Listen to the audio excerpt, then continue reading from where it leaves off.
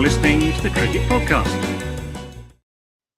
Hello, everyone, and welcome to the Cricket Podcast, where we have the big one to talk about. India, they beat Pakistan in a thriller in New York. We've also got England on the brink. Could Scotland spring a surprise and make it through to the Super 8s?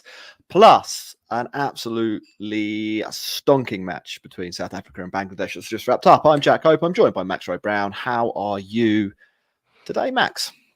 Very good, thank you. Yep, looking forward to it. It's been some interesting cricket, hasn't there? I tell you what, this pitch in New York, it could be the most exciting cricket pitch in the history of the sport. Like, it's literally impossible to be in on it. Like, you can score runs slowly, but you can never be in. Like, at any moment, your whole team could just be bowled out. There is a ball with everyone's name on it at every point of the game. It's brilliant. I really like it. It is. I'm not actually really sure if it tells us who's good at T20 cricket. It certainly doesn't reward any of the skills that people, you'd normally need in T20 cricket, but it is a hell of a lot of fun. And this World Cup, well, it's completely vindicated, first of all, going to 20 teams, but the drama that we're seeing and the potential casualties that we might see in this first round defied even the most optimistic of expectations. I think that's fair, yeah. If you were hoping for some drama. Max, before we get going, just a shout out to Manscaped. Head over to manscaped.com and use the code CricketPod for 20% off plus free shipping. Max, it is your wedding day this Saturday. Can you talk us through which Manscaped products you'll be using to make sure that you're prepared for the big event? Well, obviously, first things first, in the PG space, it will be the beard hedger for the facial fuzz. Make that nice and trim. That's the first thing, because that's what you'll see in the photos. What you won't see in the photos, of course, is anything done with the other fantastic products like your lawnmower. Is it 5.0 now? We're up to lawnmower 5.0 with the precision cutting, the light, the waterproofness. It's a great tool and highly recommended by us. And I'm sure it will get an outing in the next week or so. Yeah, good. Head over to glad to hear that. Head over to manscaped.com. Use the code CricketPod for 20% off plus free shipping. Max, can you quickly summarise all of the Cricket World Cup matches that we have seen since the last show, which was Saturday morning UK time? I can. Is that starting with Netherlands, South Africa? Is that where we're up to? Yes, it is. I believe it is, isn't it? Yes. Yeah, it is. Yeah. So, Netherlands, South Africa, where better place to start? In New York, where we started, we'll get to in the middle of the show and end up as well. It was a repeat of the one-day World Cup where there was a fantastic shock, and there was a sense that there might be another fantastic shock. Netherlands struggled their way to 103 for 9. Thanks mainly to Siebrand Engelbrecht. And South Africa, you would have expected to chase down pretty quickly. But they were 12 for 4 at one point, and there was every chance of a big shock.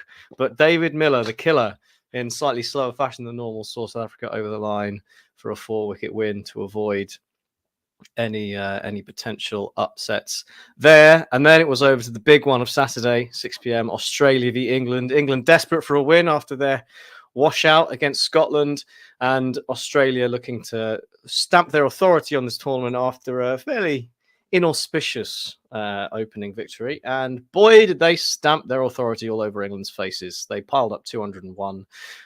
First time we've seen probably the only do that this tournament. I'll be surprised if we see it again. And it was interesting how they did it, because no one scored 40. It was a run of 30 odds off 15 to 20s, but it was good enough to get Australia to a pretty mammoth total, and England made a pretty good fist of it to start with. But once Jos Buttler was out in the 10th over, it all slowed down a bit, and they ended up losing quite comfortably in the end, which we'll get to what that means for England's chances in this World Cup. Overnight, West Indies, Uganda, joint lowest total in a World Cup for Uganda, 39 all out. Never mind. It's the first time, really, we've seen a proper pumping for an associate nation. Yeah. And to get it... Well, Afghanistan smashed them as well. Well, yeah, that's true. Yeah, that's true.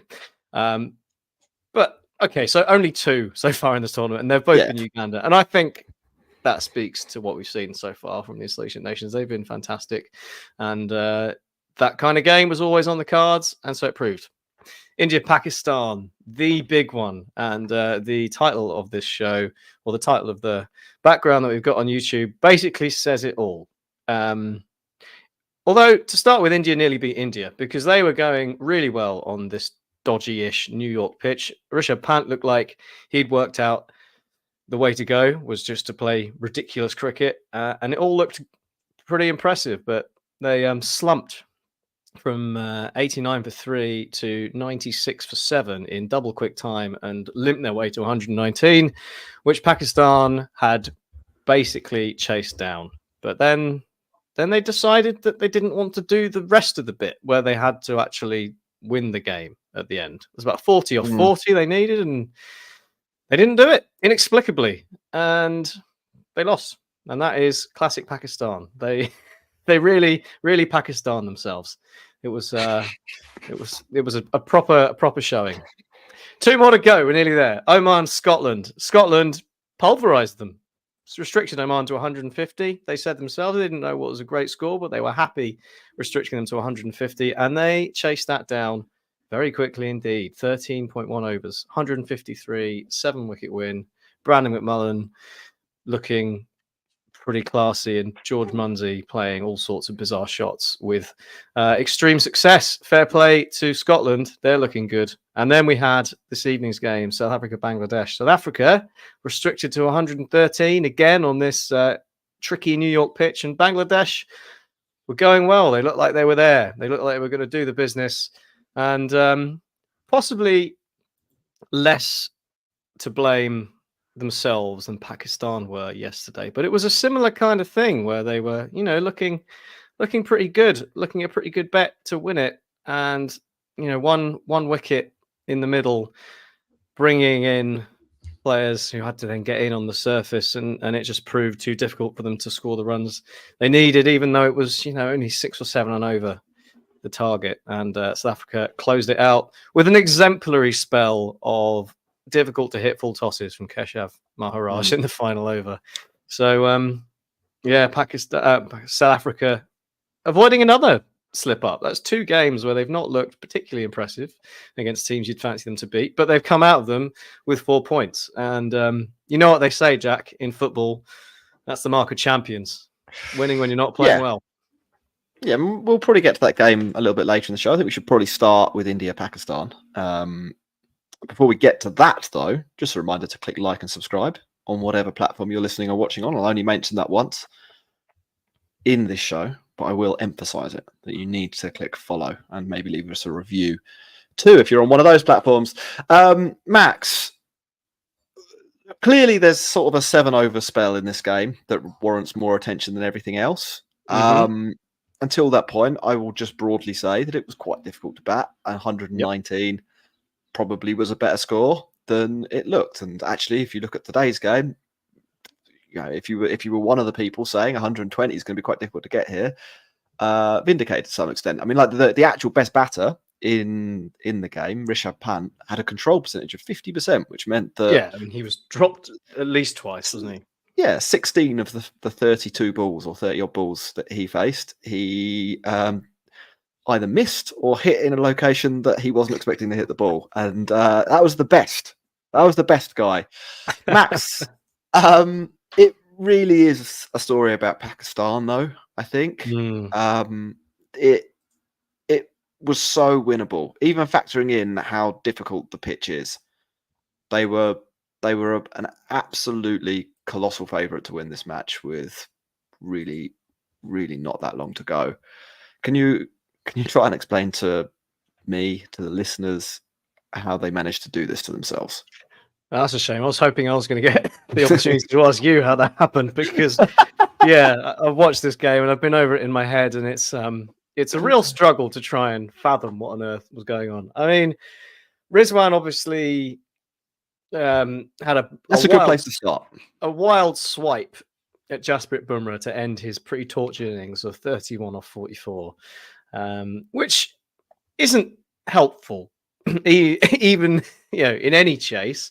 But even in a chase where you need to score at less than 6 and over, he was behind the rate, which was not ideal. But even with Rizwan having been stuck around, not really scoring very quickly, the game was at such an incredibly winnable position for Pakistan, needing a run of ball. And what stood out for me was just a reluctance to try and do anything, not just like anything different, like anything in those last 7 overs. It was utterly bizarre. I mean, India didn't really change tack very much. They bowled kind of a hard length, which is what you do on this pitch, and Pakistan just kept doing the same thing.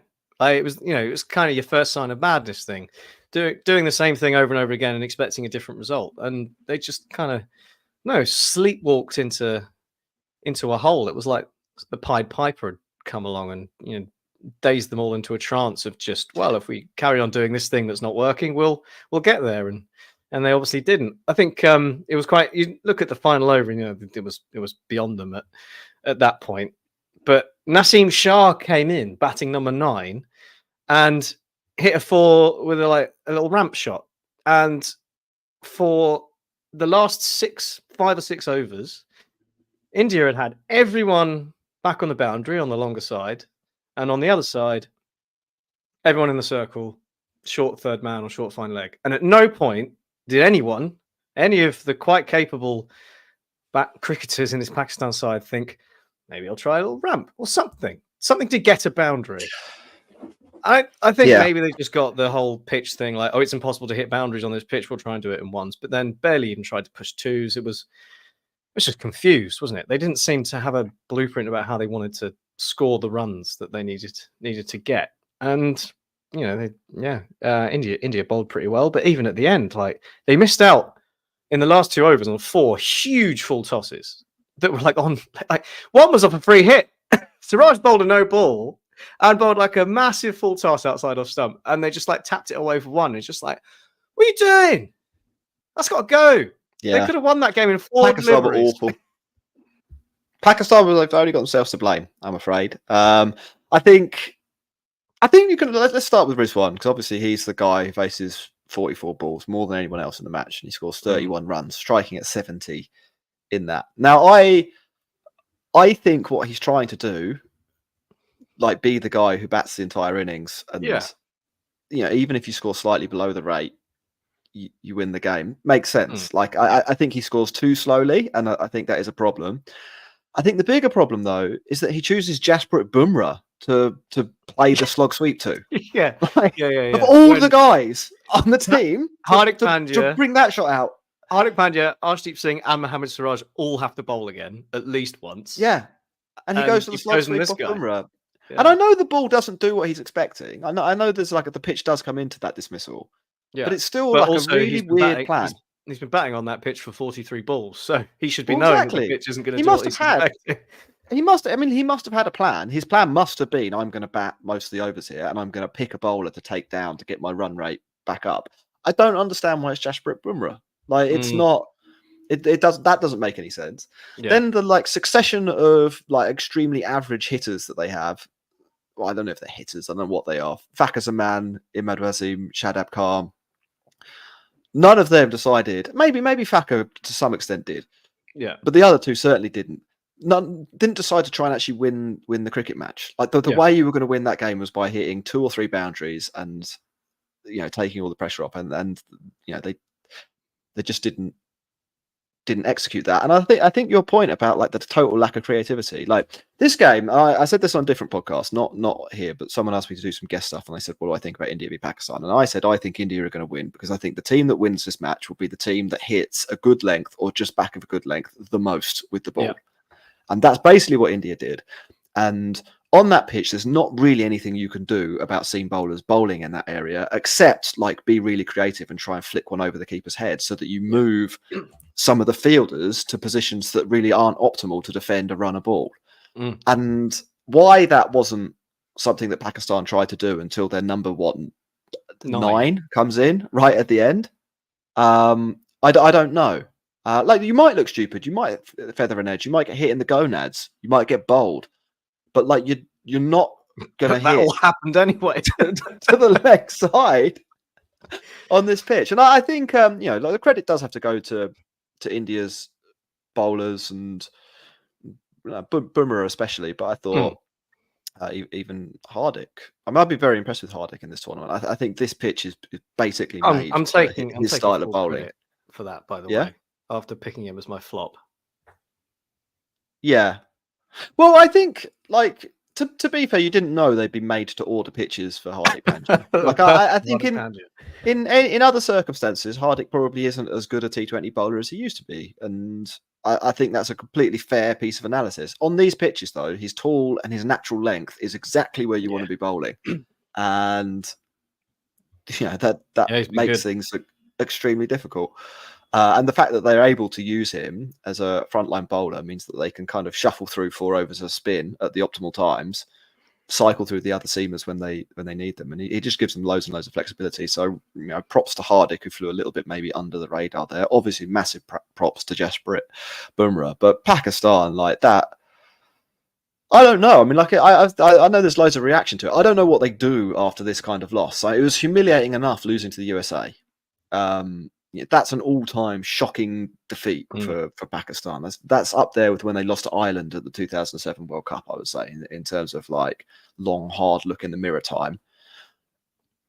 To do this so soon after, to be in a commanding position against your great rivals, to pull yourself back into the group, to consign the humiliation of losing to the USA to the dustbin of history immediately, and to have executed your game plan perfectly, and to be the team that got the bowling plans right, and to be the team that's doing what you need to do with the bat, and then to just completely melt down like this and humiliate yourself further. I don't know how you cope with that as a nation of cricket lovers. Like that's a tough one. Max, can you offer any words of solace to our Pakistani listeners?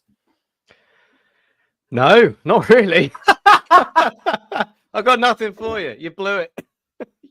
And against India as well. It's a tough one to take. I think there's every chance that the USA will lose to Ireland, is what I'd say. So you may yet sneak through. It's not. Yeah, they didn't. The net run rate situation. The net run rate, situation isn't too bad. Super over against the USA, so that's basically null and void. This one was pretty tight, so that's still got to beat Canada, but yeah, potential banana skin. But there's still there is still hope, but it's not all gone to plan. But I suppose I'd just say, like, you're never on your own, are you, Pakistan? Because England are staring down the barrel. New Zealand have opened their account with a real stinker, so you're in good company. That's true. They're in good company. I would say one slight mitigating factor for Pakistan is that arguably they were a little bit unlucky in the game overall. They did, from a really analytical perspective, they did play better cricket. They were in more control of the shots that they played.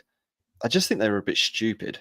And maybe considering that they were slightly more in control than India of the shots that they played, they were a bit unlucky not to score a few more runs here and there. I think you can make a fair.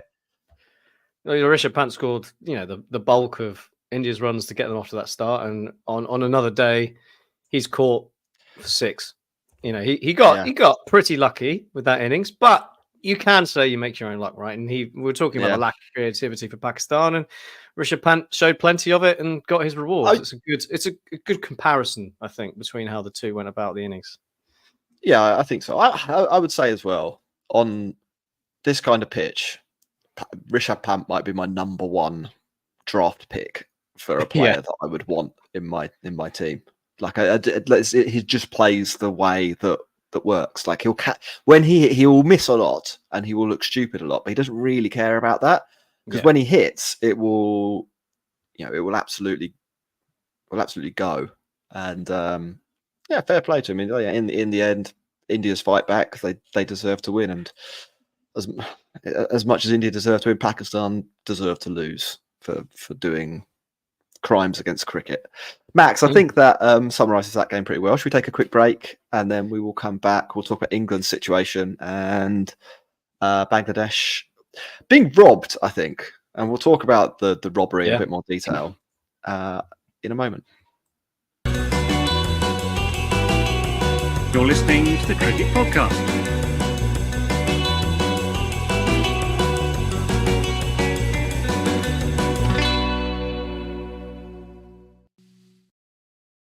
Welcome back, everyone, to the Cricket Podcast, where we're about to talk about England. Before we do, just a shout to Serious Cricket. If you are in the market for some cricketing goods, some equipment, and you're based in the UK, head to the show notes now, click the link that says Serious Cricket, and start browsing. Get yourself some nice gear. It's Monday now. I reckon if you order, it will be with you by Saturday. And if the weather remains moderately okay, it's only rained, I think, 2 of the last 5 days. There should be an opportunity to use that kit. Max, let's talk about England. Obviously, you summarised their loss to Australia. Lots of things kind of didn't go very well for them in that. And then Scotland picking up a big win against Oman leaves England in a little bit of danger. I've seen some people go all in on this and say that, you know, in the carnage of what's been happening in New York and in other games, everyone has completely missed the story that England are basically out of the World Cup. To what extent do you agree with the statement that England are basically out of the World Cup? I mean, people love a sensationalist story, don't they? They're in not a good position, but could be a worse position. They could have lost to Scotland. They're still in it. And I mean, they've got 2 games left against teams that they're way better than. And Scotland have got to play a team that have every chance of absolutely grinding them into the dirt. Now, if you're Australia or if you're England, if you're an English conspiracy theorist, you may be thinking that Australia might not try very hard against Scotland because it'd be really funny for them to combine forces and make sure England drop out. And maybe that's why people have decided that England are definitely out, because the old enemy and the other old enemy are going to make sure that England have got no hope. But you know, England, they're better than Namibia and Oman. They should be able to catch up a bit in net run rate, and there's every chance that Scotland will fall back as well. But yeah, I mean, it's not a good position. Make no bones about that. But let's see how it goes first, shall we? Before we all get a bit carried away, especially with all some of this. Like, there's been some real doomsaying, isn't there, about England in this game? Yeah, well, if we talk about the situation first, then we'll maybe get into the game in a little bit more detail. Basically, England need to turn around about an 80 to 90 net run rate, and it all depends on how many balls people face and whether someone bowls someone out and bits like that. But let's say it's 90 runs. I think looking at the teams on paper, England are probably a 50-run favourite over Oman and Namibia. Like, they're pretty big favourites to win both of those games. If they did do that, then any defeat by Scotland in the Australia game, or any defeat for Scotland in the Australia game, even if they lose by like a run, means Scotland will have a worse net run rate. And I think in the Scotland game itself, Scotland are probably a 20-run, 30-run on underdog for Australia. So what I'm saying here is that England are probably still fairly good favourites. Still a fairly good bet to make it through to the next round. Now, they should, at this stage in the tournament, having played Scotland and Australia, they probably want to be in a situation where, you know, any wins against Oman and Namibia will take them through, and you know, destiny is completely in their control without any sort of funky maths required. They're not in that situation, but in reality, Scotland need probably at least one weird result. So, like Namibia they either need to beat Australia, England to lose. They're the really weird results, or they need Namibia and Oman to take it quite close, or at least one of them to take it quite close for England, which could happen, but it's probably quite unlikely. Or Scotland needs to do exceptionally well, but only just lose to Australia, or a combination of these things. And I think, unfortunately for Scotland, that's probably not that likely on paper. However, Matt, here's the pro Been a argument. funny tournament. Been a funny tournament. We're not factoring in that a really bad pitch could make a 50-run win quite difficult for England to achieve. So I think their next game's at the Vivian Richards Stadium in Trinidad, or it's in St. Lucia. I can't remember. It's one of those two. Might be the other way around. Neither of them are like massively high scoring venues, and as we've seen in this tournament, it is perfectly possible, I think, that the pitch is under prepared, or it's a little bit damp because there's been rain around, and we see something like Australia v Oman, where 160 is a good score, but that makes a huge win that England will be looking for slightly difficult to achieve. So that could happen. The other thing that's worth bearing in mind is that England's bowling, and I think there was a few people thought that it might be a bit iffy. I think my contention was that this is a team that's built to take wickets, and if they take wickets, they'll be fine. England's bowling hasn't been good, and England's bowling hasn't been that good, Max, because they just really haven't been taking consistent wickets. I know they managed to get 2 in the power play here, but then there was an 8-over partnership where Mitch Marsh was knocking the ball around. And I think if England aren't able, and obviously they didn't take a single wicket against Scotland, if England aren't able to take consistent wickets, even against Namibia and Oman, there is the potential for one or both of them to build a good partnership. So anything from your perspective here on England and how they played against Australia that's given you the heebie-jeebies from an England perspective? Well, I quite wanted to see Reece Topley in the side from the point of view of power play wickets, right? We were talking about the way England set up and what you were saying about them needing to take wickets. And I feel like Jofra Archer, bowled really well, and he took 1 wicket, but was very economical. Mark Wood, on the other hand, was pretty expensive. And I just think the whole Mark Wood in T20 bowls really fast thing is all well and good. Maybe if you're playing against Namibia and Oman, that will go really well. But against Australia, no one gives a shit if he bowls 95 miles an hour. It just goes to the boundary quicker. So unless there's something in it in terms of like a bit of extra bounce or something to help, if there's nothing else there, then Mark Wood in the power play is a bit of an iffy prospect. We saw the Will Jacks experiment didn't go so well. Remember when someone tried a similar thing in the IPL at Travis Head and it went about as well as that? Well, actually, it went. I thought that was weird. It got a hell of a lot worse because they were about 125 or 5 overs. But there was a similar feeling.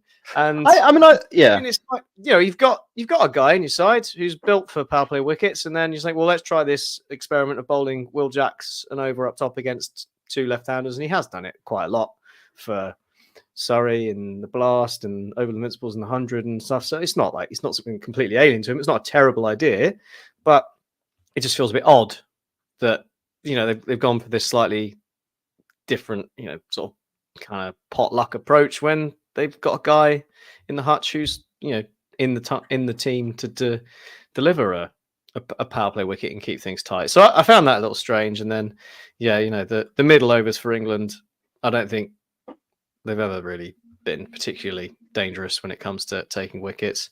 And I think we've relied too much on Al Rashid in the last 5 years. He's getting on a bit, got a bit of a dodgy shoulder, maybe not as good as he was 3-4 years ago. And you're perhaps seeing the end of a cycle from England, I think. It's the same bowlers, isn't it, that have been knocking around for it is. quite some time. And it's not like there's anything better. My argument would be I don't think there aren't really many better options, and I think there are actually quite good, and it's one game. Like the start is very. It's one game against a really good side as well. Yeah, it's a really bad start. I agree with you. I think not trying to take basically bowling bowlers that they thought Australia wouldn't take on early was stupid in comparison to bowling bowlers that they thought Australia might take on, but probably would be a decent shout for a wicket.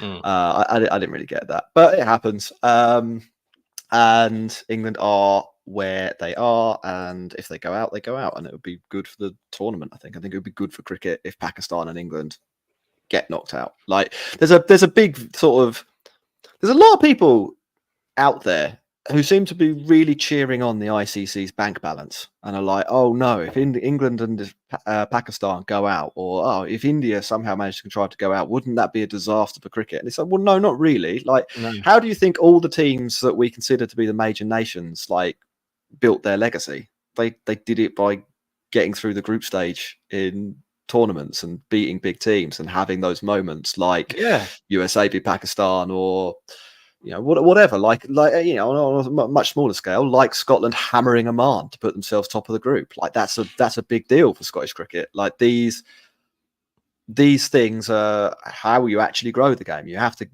one, get the teams there, and the ICC have done that by getting the 20 teams there, and then you have to let those teams sometimes beat the big teams, and we have to all be okay with that, because in the long run we'll be much better off.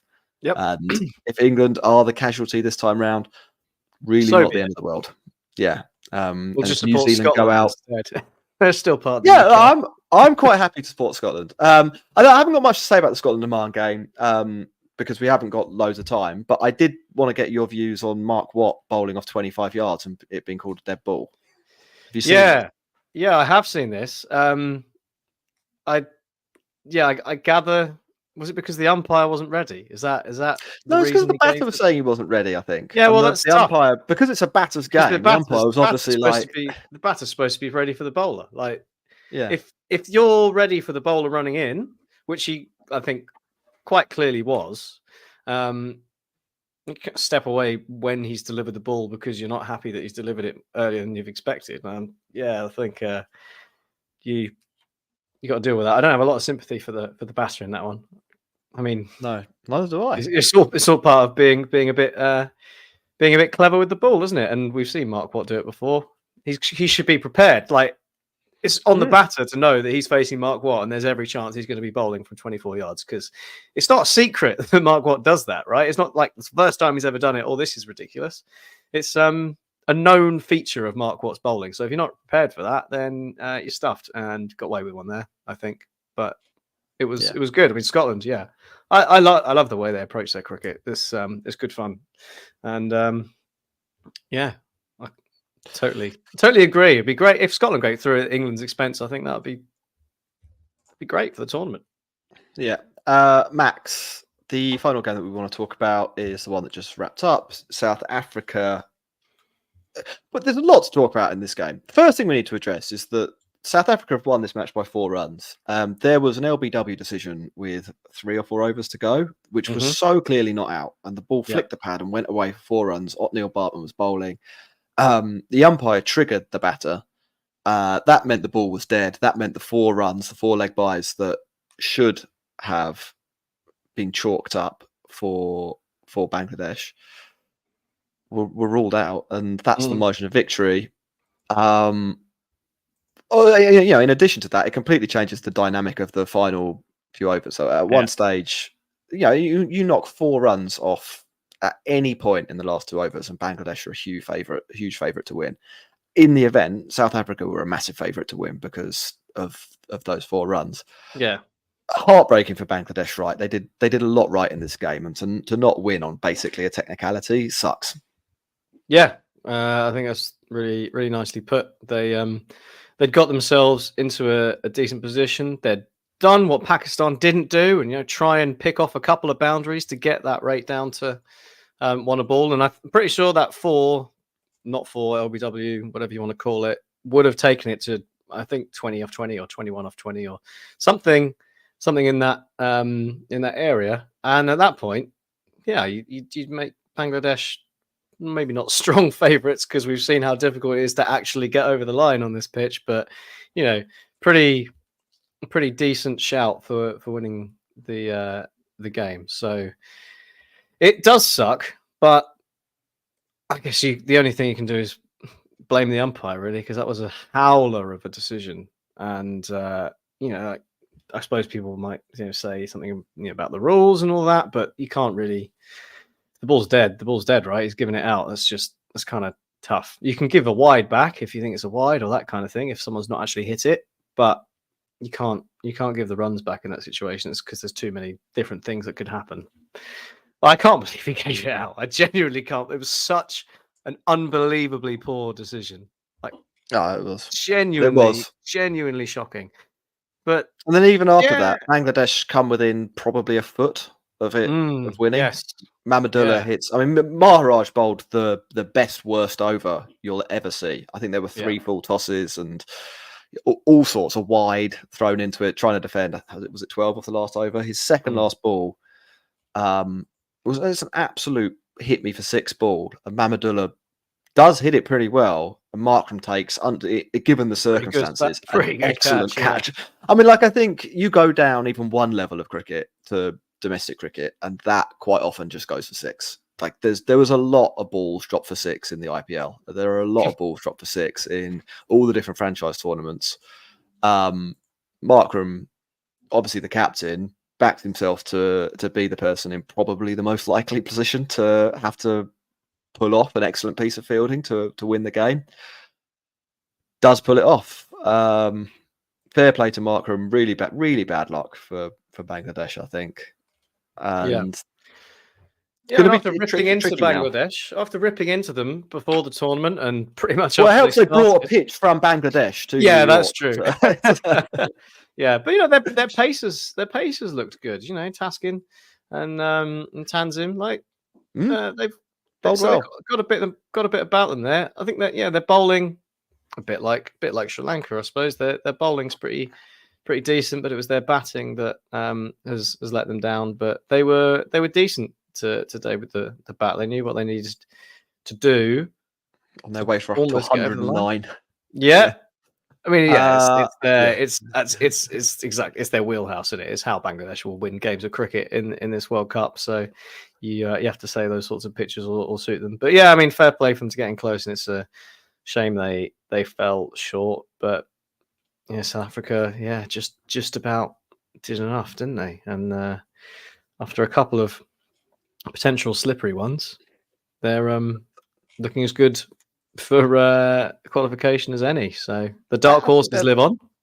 I think they are the first team that are now officially through. Yeah, 3. But perhaps there's some kind of weird way that they could get knocked out. It would be a particularly cricket thing if there was a way they could get knocked out. They also don't have to play in New York anymore, which I think they'll be extremely happy about. Probably partying as we speak. Well, the bowlers won't be, but the batters will be partying as we speak. Thanking the lucky stars that are not going to have to play at the Nassau County Stadium again. Max, one final thing. Bangladesh and Netherlands have to play each other, and they're the only other teams on points in Group D. Cool. So I think that means South Africa are all good. Max, one final thing. We haven't got time for serious cricket, seriously good and bad moments, but I do want your thoughts on who. Well, we can have the umpiring decision as the seriously bad one. Yeah. Fair. Who will qualify from each group? Group A, India are top. They're going through. Who is the other team that will be joining India in the Super 8s? Yeah. I'm going USA, man. It's got to be USA. Believe the hype. Even if they lose to Ireland, well, I suppose they could get absolutely pounded by India. But even if they lose to Ireland, I reckon they've got half a chance. Well, maybe not. I'm looking at the net run rates, but I'm believing that they'll overturn Ireland, because Ireland have been bad. I think that there might be some rain in the air for their next game. So if they need a point, don't they, to guarantee them to go through? If they're basically praying for rain at this stage. They're not going to beat India. That's probably, well, I don't want to say they're not going to beat India, but I don't think they're going to beat India. And then the Ireland game, they're a good shout for that one. But if offered the opportunity of just 1 point, I think they would take that. I'd take that. I think USA probably are favourites to go through, and then Pakistan obviously still in with the shout. So that'll be interesting. But let's say USA. Group B, Scotland are currently top. Australia are second. I think Australia are more or less booked into the next round. They've got Namibia and Scotland to come. Who's going with them? Let's keep with the theme. Let's say Scotland. Like, Okay. I want to see an interesting Super 8 as possible, and I could very well see England stumbling to a win over someone like Namibia, especially if we see a situation where maybe England bowl first and they don't manage to bowl the team out and they're chasing down 140, 150, and they have a bit of a wobble in the middle, and they can't then put the gas on because they have to actually win the game. And then you can see that being a bit tricky in terms of the net run rate stakes. So Scotland. Group C, Afghanistan and West Indies are top and second, and both have pretty healthy net run rates in excess of 3.5. I think it's fair to say we can rule out Uganda and PNG. New Zealand have only played one game. Can they drag back the net run rate situation over those games? Maybe catch the West Indies? They've got every chance, especially when they're playing the West Indies. If there's a healthy win against the West Indies, and New Zealand are in with a shout. But they were so bad against Afghanistan that I'm not going to back them on that. So top two going through.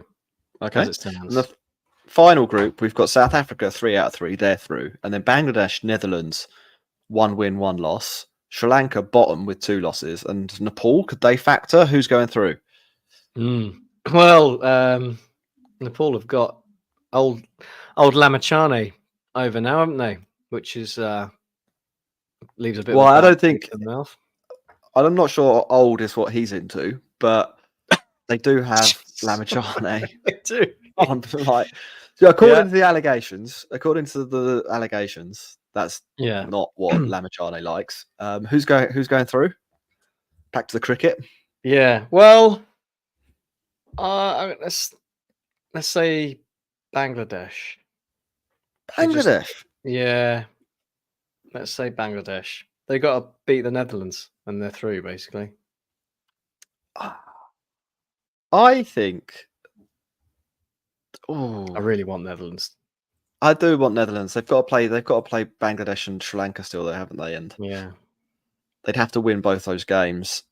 They are in the hunt. I think probably Bangladesh are the favourites because they've still got Nepal to go, and by not, nothing bad happened to them against South Africa from a net run rate point of view, and they beat Sri Lanka, so it probably is Bangladesh. So that could be an interesting second round. Max, we're going to wrap up there. Remember to click like and subscribe if you're watching on YouTube. Thanks for all the comments. Really enjoyed reading them and looking them up as they come through. Make sure you follow on Spotify and Apple as well. And if you really like the Cricket Podcast, head to patreon.com/The Cricket Pod, and you can sign up, join our Discord community where we have cricket conversations 24/7, along with some other benefits. Goodbye.